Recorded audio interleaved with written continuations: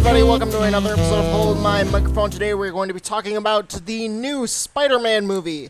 I saw this movie 2 days ago, and after collecting all of my thoughts on this film, I think I can talk about it just a little bit.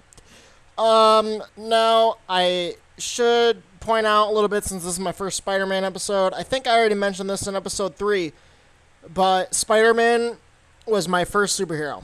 Ever since I started enjoying superheroes in general, and just, growing up with superheroes, I grew up with Batman and Spider-Man. So Spider-Man always holds the most special place in my heart more than any superhero because he was my first. You guys remember that scene in the first Spider-Man movie where, Spider-Man, I'm trying to think of... Oh, yeah. The parade scene, or, the Oscorp rally, where, the Green Goblin first appears, and Spider-Man fights him, and he says, we'll meet again, Spider-Man, and all that cheesy crap.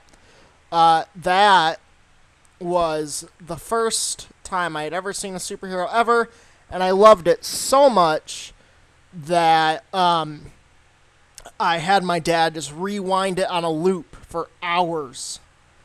That's how much I loved it. I thought that Spider-Man was the coolest dude ever. So, whenever a new Spider-Man movie comes out, Avengers or not, I always am there as soon as it starts. So, Spider-Man, Far From Home. First, I will say what I liked about the movie. I really liked how... this is all spoilers, by the way. If you haven't seen it, don't listen to the podcast. This isn't a review. These are my thoughts. Well, I guess it's a review if you want. But I'm going to talk about what I liked and disliked about it. But I'm not really going to go over the... Maybe I will. I guess this is a review, if I'm being honest. I don't know why I said that this isn't a review. I'm not making it to be like a review. I just want to talk about it on my podcast. What I liked about the movie, I really liked Spider-Man's conflict with being the next Iron Man. Iron Man gives Spider-Man his glasses before, as a will before he dies, and I really liked that. I really enjoyed how Peter, and you could tell that Peter was struggling with it too. It's always his higher stature that, he feels like he has to be, and he definitely struggles with it. He almost cries at one point because he's so stressed out because everyone thinks, he thinks that he has to be the next Iron Man. Iron Man told him that he has to be the next Iron Man. He feels like that anyway. And, he just has so much to live up to. So that I really liked. I can kind of relate to high expectations like that. So that was a big relatable point of Spider-Man that I really enjoyed in this movie. I liked Mysterio for the most part. There wasn't really anything wrong with it. It was very predictable because he's a bad guy in the comics. I know his story really well. I was introduced to Mysterio in the Spider-Man 2 video game. He's one of the bad guys in there. But I've read a lot of Spider-Man comics, and it was very predictable that he was going to be the bad guy because I knew that he was going to be the bad guy as soon as as soon as he came on screen, because he was acting perfect.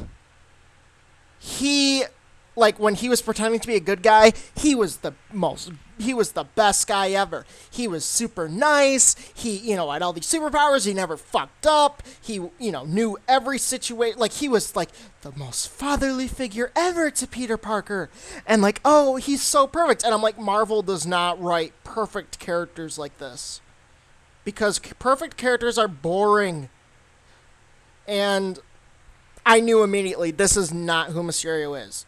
Literally every problem that Spider-Man has and he talks to Mysterio about it, Mysterio's the perfect way to fix everything. And, when he's out fighting, Mysterio is perfect. He beats the bad guys every time.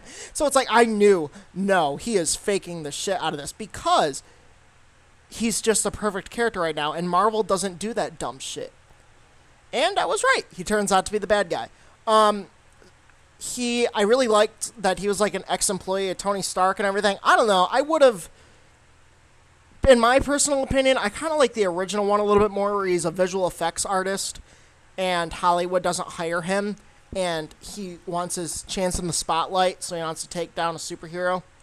Wants to take down Spider-Man because he wants his chance in the spotlight. Hollywood won't hire him because he doesn't have the looks for it, I guess. Like, they don't think, they think that he's kind of unattractive, but his visual effects really good, but he wants to, get really in the spotlight, and Hollywood doesn't hire people like that in the comics, I guess.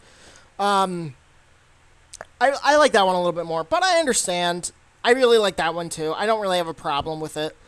What else did I like? I really liked Ned. Ned's a good character with Peter. However, he's a total ripoff because he's in the Miles Morales universe. That's something that we're going to get into later. I liked MJ for the most part. I thought she was pretty cool. When I first saw it, I kind of wondered why do these characters love each other? Why does Peter hold an attraction to her? Because in the originals, it's pretty obvious, he's known Mary Jane since he was 6, and she's the most beautiful girl ever, and he's really shy, and he wants friends, and, she's a beautiful girl, and she's yeah.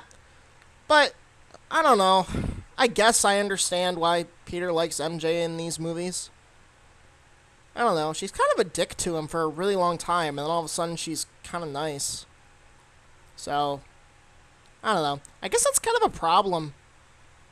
I understand that it's fine, I guess. But at the same time, it's if you're going to have a love story, you need a reason for the characters to love each other.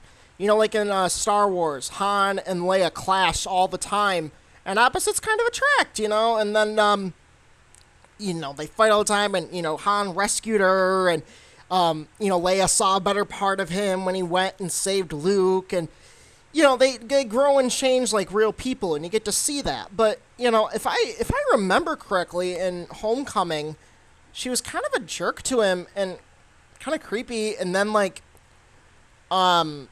I guess she was kind of nice to him at the end, I guess. I don't really remember, because she's only in 2 Spider-Man movies, and then in the second one, all of a sudden, they like each other. I don't know. It's fine, I guess. Just whatever. I don't know. I would have liked a little bit more with that, I guess. Boy, what else? Oh, I love J.K. Simmons at the end. He's replaying J. Jonah Jameson. He's the best part of the Sam Raimi Spider-Man trilogy. So it's great to have him back. I thought it was kind of weird that Quentin Beck revealed Spider-Man's secret identity to the world, with his iPhone. I thought that was really weird and really out of place. I thought it would have been cool for Spider-Man to reveal his identity, like Tony did. Because then he could be I need to take the next step in being like Iron Man and, reveal something like this. But then again, I guess he doesn't have the same kind of motivations as Tony Stark to reveal an identity. I don't know. It just felt kind of weird. It's kind of like that scene in Justice League where Superman and the phone, when he saves the people from the burning building and then the kids are asking him questions on their iPhone. It's just kind of weird. And it's kind of out of place. But, it's fine. I guess. Well, no, it's not fine. I don't think it's that fine. I think it's kind of stupid. I thought that he should have, revealed it on his own time. I don't think it should have been revealed on an iPhone. But, yeah. I liked the glasses. I thought they were cool. I thought that, I liked seeing Peter Parker in glasses again. That was cool. I liked, the whole software thing, how he's, becoming the next Iron Man. I like that. Costumes, I don't know, they felt, I didn't think that the original Homecoming costume needed to be in there, because, his metal suit is controlled by nanobots, right? So, why don't you just pack up the nanobot one, and then wear that one, and then you can wear the black one, and then you can have the new black one, I guess. I don't know, 4 costume changes in one movie is kind of stretching it, man. It's a little, I don't know, it's a little hard to keep track of which one you like. But yeah, I don't know, something that I really enjoyed was the fighting between, what's it called? I don't know. By the way, I know I mentioned a couple things I disliked, but these are just little things because I have a couple big things. But the the fight with Mysterio and Spider-Man, that was really good because I could never tell if it was real or fake because of the special effects that Mysterio was doing, and that was really cool because it's like that's how good the fight was. I can't even tell. And that's really important when you're in a fight with Mysterio. You're not supposed to be able to tell what is reality and what isn't. So those fights worked really well, and I really liked that. Yeah, I think that's about it. What I liked. Good bad guy, I guess. I don't know. So far Spider-Man villains have been kind of B class. Like, I understand that you're trying to do different bad guys, but like now they really need to come out with a good bad guy, like a really big bad guy. Enough with the B class ones. I get it. You want to be different. That's fine. Vulture was a lot better than Mysterio, I thought, because I love Michael Keaton. And I don't know. He seemed a little bit more, I don't know. He seemed a little bit more threatening. I'll say that. Like with Quentin Beck, he's never that threatening. He's like, oh, I guess I gotta kill Peter's friends now. Where he's like, oh, you fucked up. And he's like yelling. Like, he's yelling like, kind of like a, I don't know. I'm trying to think of an analogy for it. He's like, you fucked up. What are we gonna do? Like I don't know. Like he's yelling and he has like he sounds like he does in Brothers. Has Tobey Maguire in it, by the way. This Jake Gyllenhaal's been in with a lot of Spider-Man, Tobey Maguire and Tom Holland in movies. But fucking Vulture seemed more threatening to me because, he was in the car with someone and he's like, I will kill you and everyone you love and everything like that. And I don't know, he seemed more, just more threatening, more, I'm trying to think of the right word, intimidating. A little bit more intimidating. Plus, it was a much more personal level with the Vulture because he was Liz's dad. That's really personal, and I like that.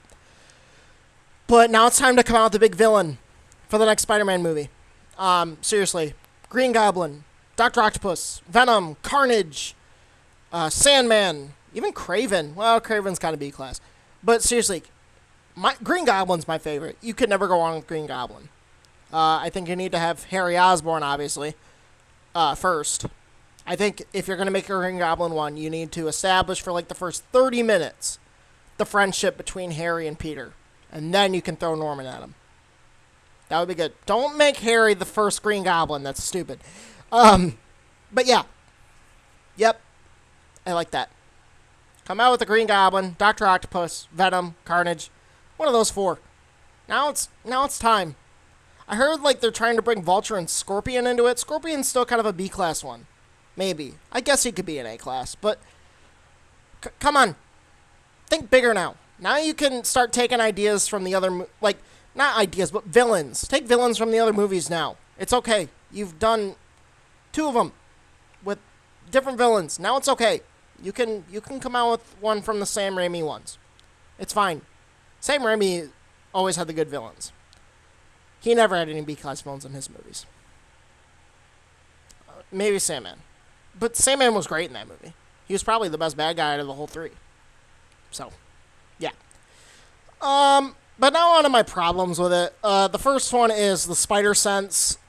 These movies have been terrible with Spider-Sense. He always gets hit. Always. He never dodges it. Like, in the comics, Spider-Man rarely gets hit.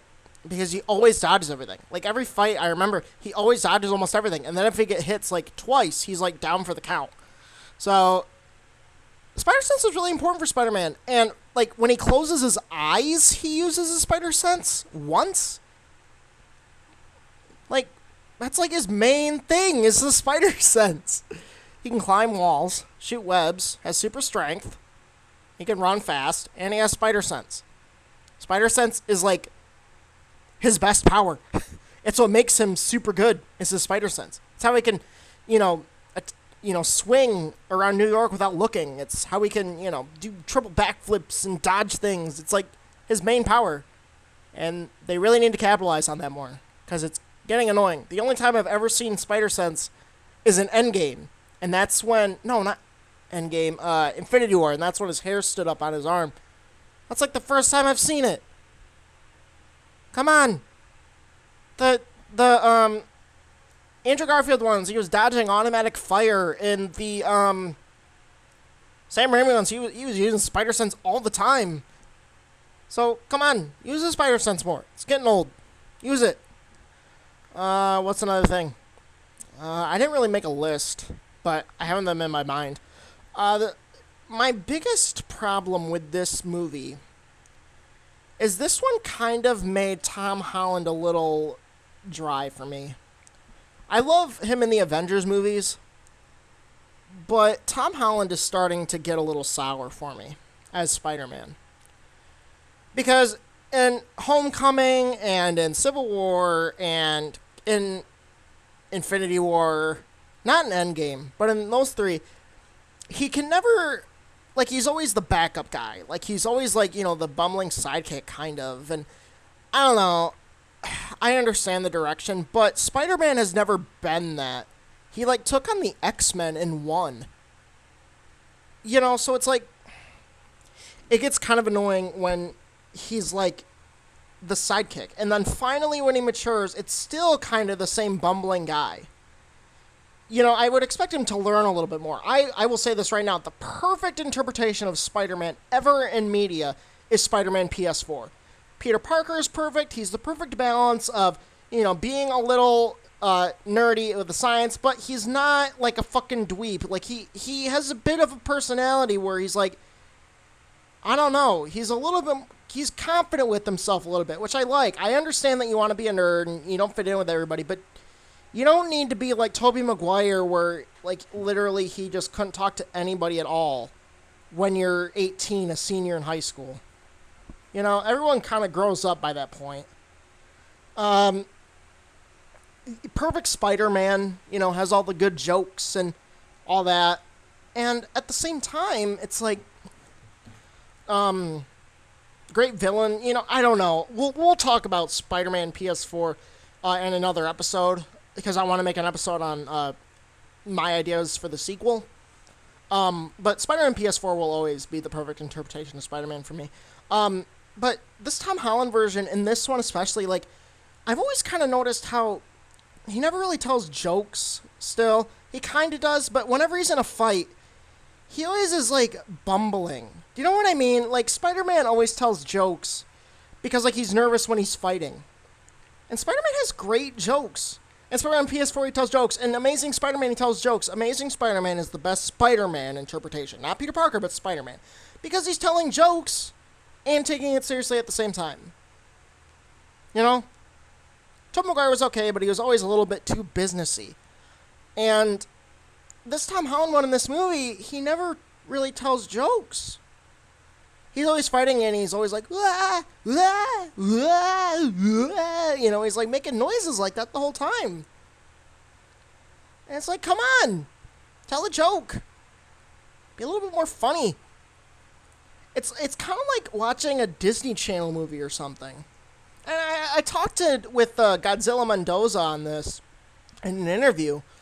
It's really hard to get Spider-Man right. But it's not that hard. Spider-Man PS4 did it. And it's just a game. It's a game, and they made, the perfect interpretation of Spider-Man. So it's like, it's just kind of frustrating how he's so bumbling, and yet he's supposed to be more independent now, And he's like, again, I'm not saying that Peter Parker is bumbling. I understand that he's still pretty shy. But I feel like these movies always, like, try to show you that he's still not there with the confidence, even when he's Spider-Man.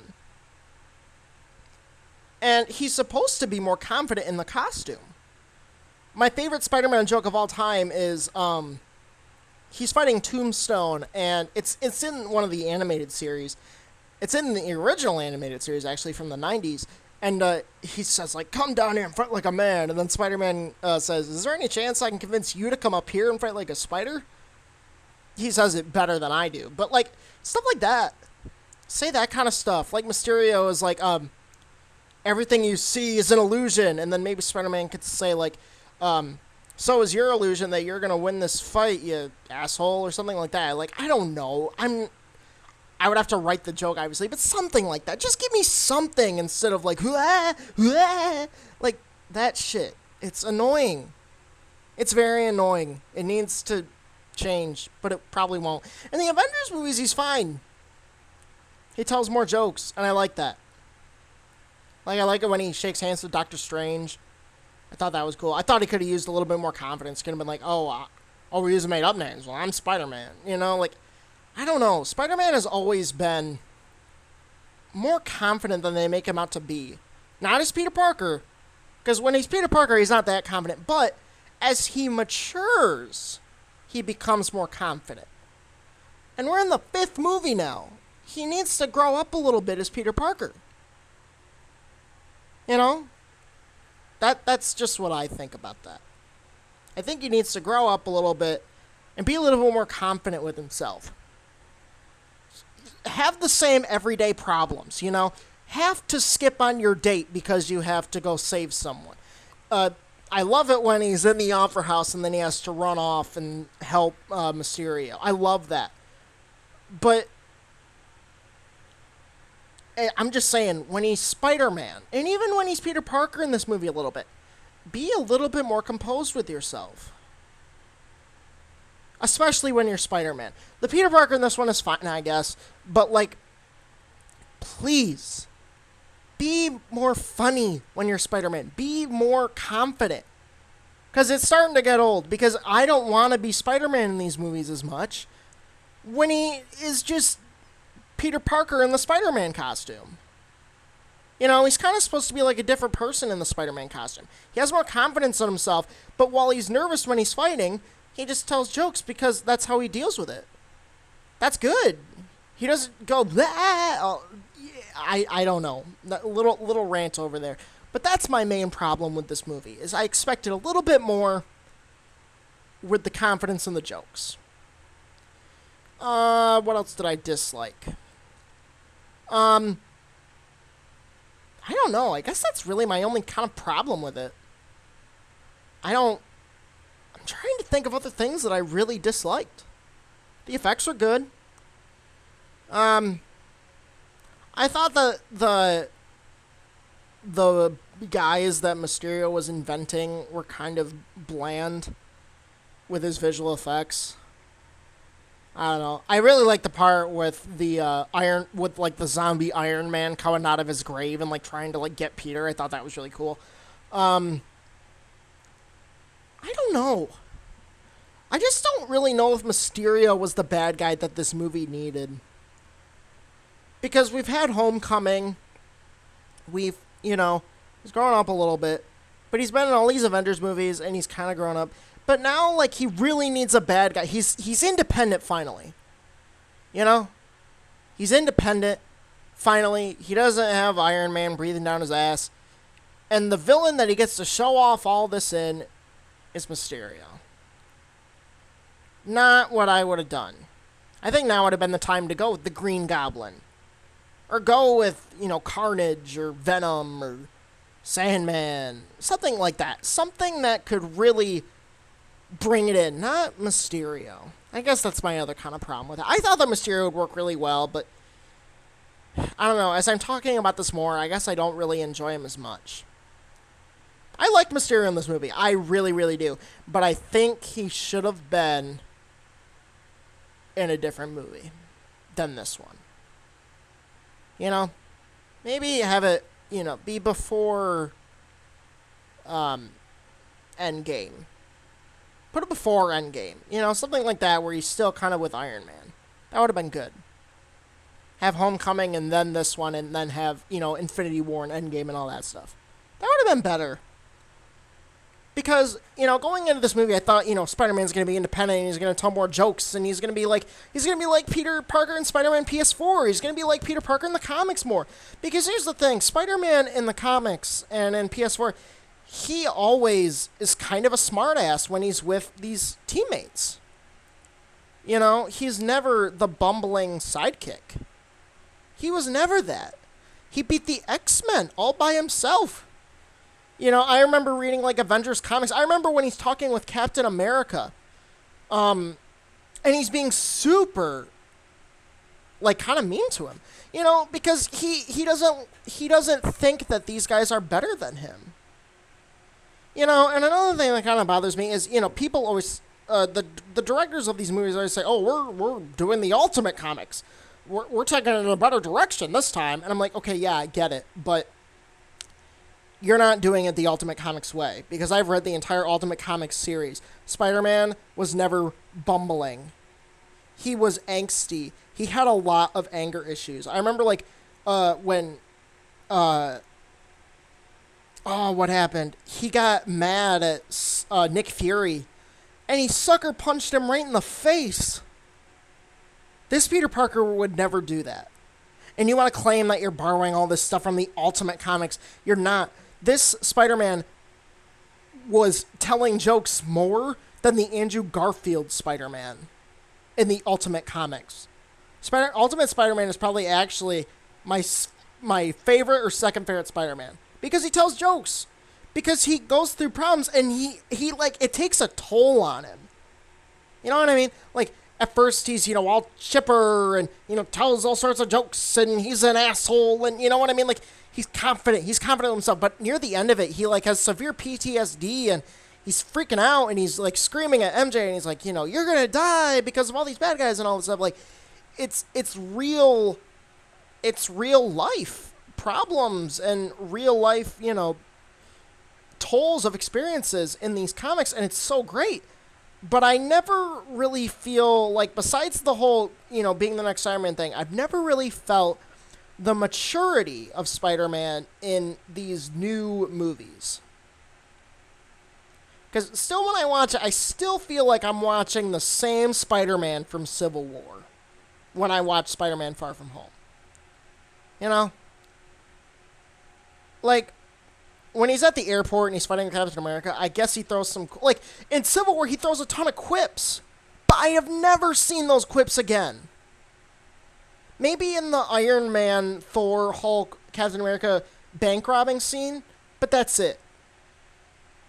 I haven't seen these quips. I love the quips with Spider-Man. I love them. Because he tells them for a reason. It's not like... I mean, Deadpool tells them for a reason, too. But people think that Deadpool just says shit for fun. But he doesn't. I don't know. We might talk about that later. This isn't about Deadpool. But I'm just saying, Spider-Man has a reason for telling these quips. And he doesn't just tell them for fun. He tells them because he's nervous. He tells them because, you know, he's confident when he's Spider-Man. When he's a god with abilities. But he also has to deal with everyday problems. That's the whole point. Is that when he's Spider-Man, you know, he feels like, you know, a god. But then when he isn't Spider-Man, or when he, you know, he isn't, I don't know, my brain's going blank right now. I don't know. Now, I understand that he's a little bit more confident when he's Spider-Man, but still, he always seems like he doesn't know what the fuck he's doing when he's fighting these bad guys. And it's really annoying at this point. He fought fucking, he fought Thanos. And he's bumbling when he's fighting Mysterio. It's pretty obnoxious, man. Honestly, yeah. I think that's my big problem with the movie. I'm trying to think of any others. I don't really know. I guess I don't really have any other problems. I talked about the villain that I kind of dislike more now. But yeah. In terms of MCU Spider-Man movies, I think I like Homecoming a little bit more. And I think I like Civil War more. I don't know. None of the MCU Spider-Man movies are terrible. But at this moment, and I'll probably bring this up again in another podcast, but at this moment, I think this is my least favorite Spider-Man MCU movie. Because I expected so much more. I think that's why it's my least favorite one. But yeah, those are my thoughts on Spider-Man Far From Home. It's still a pretty good movie. I would go see it. I'm not going to not recommend it. There's some good stuff about it. And if you don't care about Spider-Man as much as I do, if you aren't, if you don't know as much of the Spider-Man lore as I do, if you don't know as much about Spider-Man as I do, if you don't know, like, the lore and, the history and everything like that, then go see it. You're going to love it. You know? But yeah. I don't love it. I think it's okay. That's all I'm going to say about it right now. It's fine. I told you about the problems. I told you about the things I liked. Okay. I think I'm going to cut it here. That is episode 4 of Hold My Microphone. Thank you very much for listening. If you would like to subscribe, please do. I'm not asking for any money, any, donations or anything like that. Just subscribe or listen to my podcast. Share it around. I just want people to listen to it. That's all I want. Thank you very much, and I will see you guys on the next Hold My Microphone. Hold My Microphone.